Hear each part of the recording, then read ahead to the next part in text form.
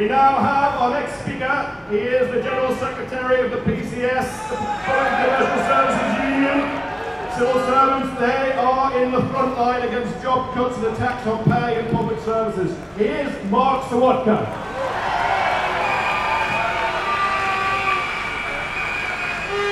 Good afternoon, comrades. Let me start with a little story for you. Last Thursday in Coventry, Francis Ward, the millionaire member of the Cabinet, walked in for a meeting in the Coventry tax office. PCS members in their hundreds walked out the moment that he walked in. Now, that set me to thinking a bit more of that is what we need in order to show the government that we're serious.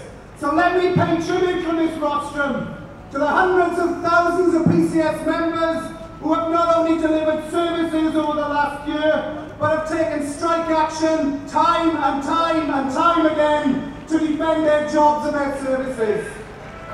Now, comrades, people say there's no alternative because we've got no money. Well, if we got no money, why don't bloody Starbucks pay their tax? Why doesn't Amazon pay their tax? Why are the rich paying 45 pence? We should tax the rich in order to save us from all of the cuts. Now, it's not difficult.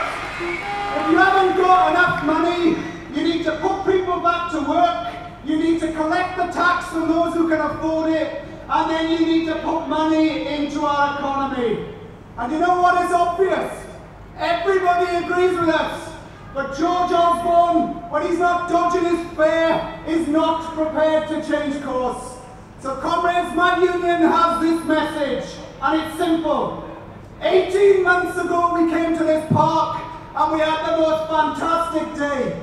We're here again today, another brilliant turnout. But we have to be honest, we are in a worse place today than we were a year and a half ago.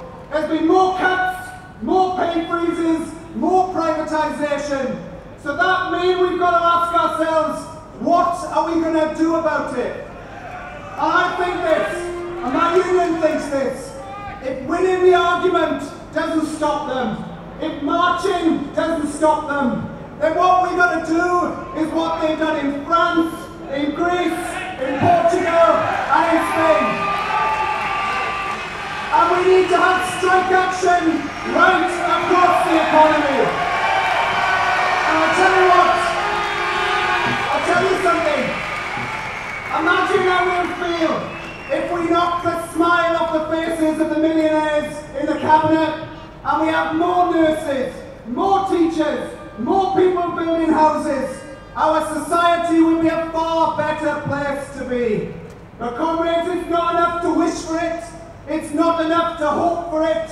We've got to make it happen. Let's get back to your workplaces, the length and breadth of the country, and say to our leaders of our movement, and to me included, the time has come to strike, and when we strike together, we can win. Greetings, comrades.